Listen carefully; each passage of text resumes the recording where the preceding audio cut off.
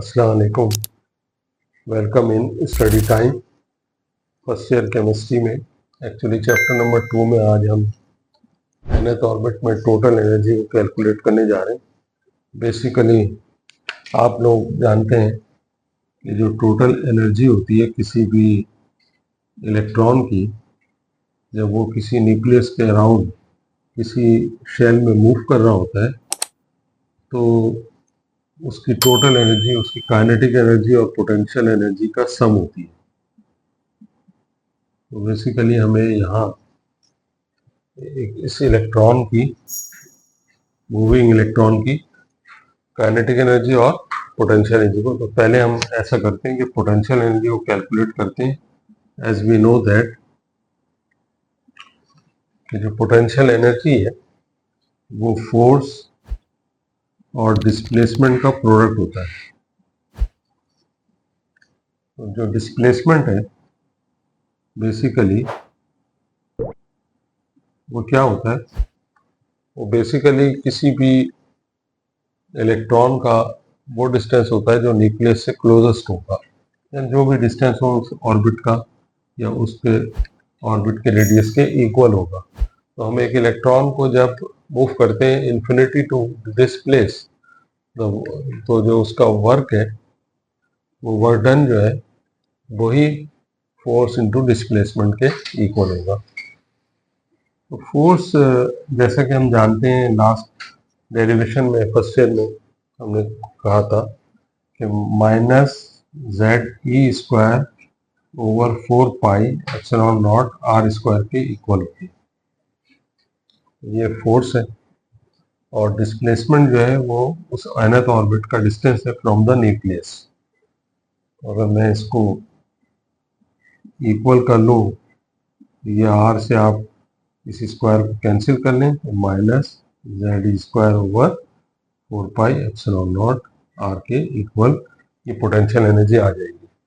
सो यहाँ basically minus sign एक show किया गया है कि जब भी दो अपोजिटली चार्ज पार्टिकल्स होते हैं और हम उनके डिस्टेंस को नॉन डिस्टेंस के करीब हम फोर्स लेकर आते हैं तो पोटेंशियल एनर्जी में जो फोर्स है वो नेगेटिव ली जाती है। अगर सेम चार्जेस हो तो पॉजिटिव फोर्स रखते हैं और अगर अपोजिट चार्ज हो तो नेगेटिव रखी जाती है। काइनेटिक एनर्जी का जैसे कि हमें फार्मूला पता है, kinetic energy is equal to half M V square, और यहाँ लास्ट डेरिवेशन में हमने पढ़ा था कि एम वी स्क्वायर जो है वो इक्वल होता है minus plus Z E square over 4 pi epsilon R पे, और 2 से इस 4 को मल्टीप्लाई कर दें तो काइनेटिक एनर्जी इक्वल हो जाएगी Z E square over 8 pi epsilon naught R. Now equation 2 और इक्वेशन 3 से पोटेंशियल एनर्जी और काइनेटिक एनर्जी की वैल्यूज को आप सब्स्टिट्यूट कर दें इक्वेशन नंबर 1 में। तो इक्वेशन नंबर 1 से हम टोटल एनर्जी जो है फाइंड कर सकते हैं।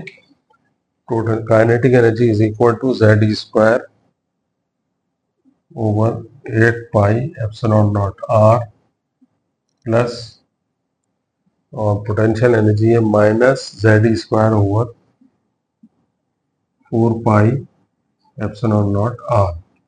इसमें स्टूडेंट देखें दो फैक्टर कॉमन है, वो फैक्टर आउट कर लें आप। Z square over 4 pi epsilon naught R को हम कॉमन ले सकते हैं इस जगह पर, तो ये कॉमन फैक्टर आप बाहर निकाल लें। Z square over 4 pi epsilon naught R, इसको कॉमन ले लें। यहाँ ब्रैकेट में देखें आप क्या रह जाएगा, माइनस भी अगर चाहे तो कॉमन लिया जा सकता है, ऐसा रहने दें। तो ये हो जाएगा 1/2 माइनस 1 के, तो हाफ में से -1 कर देंगे तो ये माइनस हाफ ही रह जाएगा। माइनस हाफ अगेन फिर किसके इक्वल आ जाता है, 4 pi epsilon naught R minus half, और ये इक्वल हो जाएगा minus Z square over 4 pi epsilon naught R. So ये जो है टोटल एनर्जी कहलाएगी। अब इस टोटल एनर्जी में हम रेडियस का फार्मूला जो है वो रिप्लेस कर सकते हैं, जो कि इक्वल है। तो नाउ स्टूडेंट आर जो है हमें मालूम है कि इक्वल होता है epsilon naught N square H square over Z E square pi M के। तो ये nth ऑर्बिट के लिए हम रेडियस का फार्मूला यूज करते हैं। हम चाहते हैं कि इसको इक्वेशन नंबर 4 में रेडियस के की जगह इसको रिप्लेस किया जा सकता है। जब इसको हम रेडियस की जगह रिप्लेस करेंगे तो ई टोटल जो है वो हमारे पास आ जाएगा minus Z E square over 4 pi epsilon not, और यहाँ आर की जगह आप इस फार्मूले में ये वैल्यू सब्स्टिट्यूट कर दें तो ये हो जाएगा epsilon naught N square H square over Z E square pi M. Now student इस वैल्यू को आप देख रहे हैं, इसमें डिनोमिनेटर के नीचे फिर अगेन एक डिनोमिनेटर मौजूद है। तो अगर इस तरह से कोई वैल्यू आ जाए तो डिनोमिनेटर के नीचे जो डिनोमिनेटर होता है उसको आप मल्टीप्लाई करके इसको रिवर्स कर सकते हैं। तो रिवर्स कर दें इसको, तो ये आपके पास इसकी टोटल एनर्जी यहाँ पर कैलकुलेट हो जाएगी, equal to minus Z E square over 4 pi epsilon naught into, और इस फार्मूले में जो वैल्यूज दी हुई हैं न्यूमरेटर में लिख दें Z square pi M over epsilon naught N square H square, epsilon naught N square H square. ये मल्टीप्लाई कर लें, मल्टीप्लाई करेंगे तो ये हो जाएगा आपके पास minus Z square E 4 M से M over 4 pi epsilon naught square N square H square. इसमें सिर्फ z और n किसी भी एटम के लिए अननोन हो सकते हैं। z जैसे कि आप जानते हैं किसी भी नंबर एटम का एटॉमिक नंबर होता है, और n जो है नंबर ऑफ ऑर्बिट होते हैं कि जिसमें ये कोई ज़रूरी नहीं है कि इलेक्ट्रॉन nth ऑर्बिट कोई भी ऑर्बिट कहला सकता है, किसी भी ऑर्बिट के रेडियस हम कैलकुलेट कर सकते हैं। तो इसमें यहाँ पर सिर्फ फर्क यह है कि z और n को एज ए वेरिएबल आप छोड़ दें और उनकी जगह ये जो तमाम वैल्यूज़ हैं, ये मास ऑफ इलेक्ट्रॉन है, पाई की वैल्यू है, एप्सिलॉन नॉट भी कांस्टेंट है, एच भी कांस्टेंट है, ये सारी वैल्यूज़ का एक नए कांस्टेंट से इसको डिनोट कर दें k से। अब क्योंकि हाइड्रोजन एटम के लिए अगर हम एनर्जी कैलकुलेट कर रहे हैं तो हाइड्रोजन एटम के लिए z की वैल्यू जो है वो हमेशा 1 के बराबर होगी, तो ये रिजल्ट आ जाएगा k अपॉन एन स्क्वायर। तो ये टोटल एनर्जी जो है एक इलेक्ट्रॉन की वो कैलकुलेट हो गई minus k over N square. Student अब हम calculation of frequency of electron करने जा रहे हैं।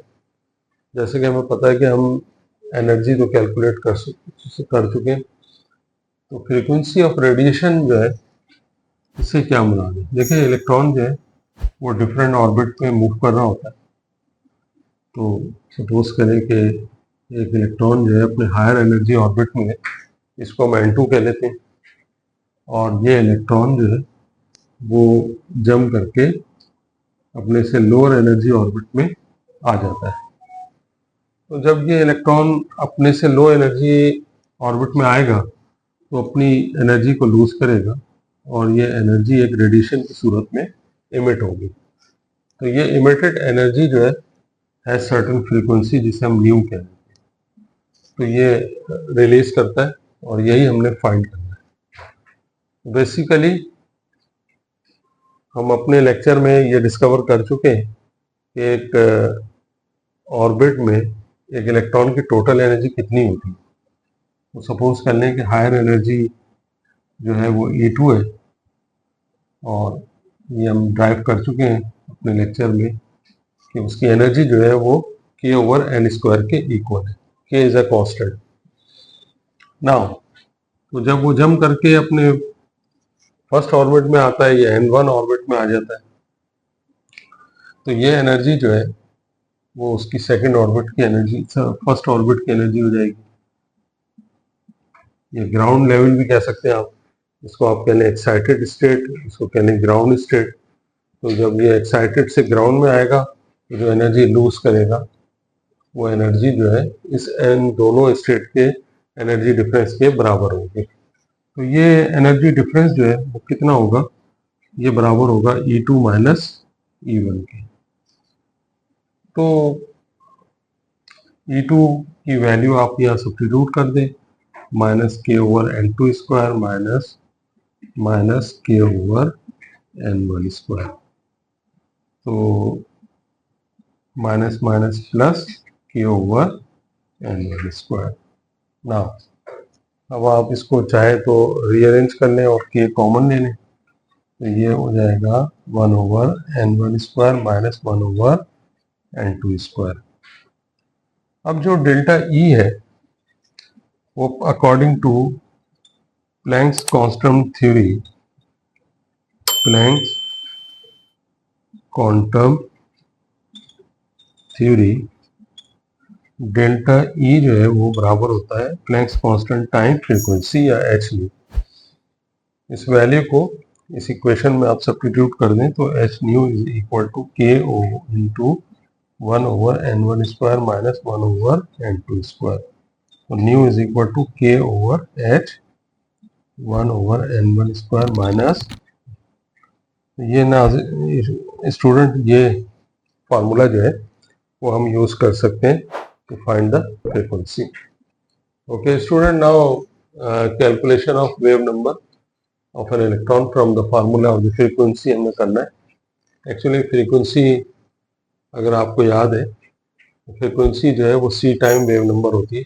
बेसिकली ये वेव नंबर जो है वो number of cycle per unit length पे होते हैं। एक यूनिट लेंथ में कितनी वेव्स जो हैं वो आ सकती हैं, समा सकती हैं, तो उन्हें रिप्रेजेंट किया जाता है न्यू बार से, या आप यूँ भी कह सकते हैं कि न्यू बार जो है 1 ओवर लैम्डा के इक्वल होता है।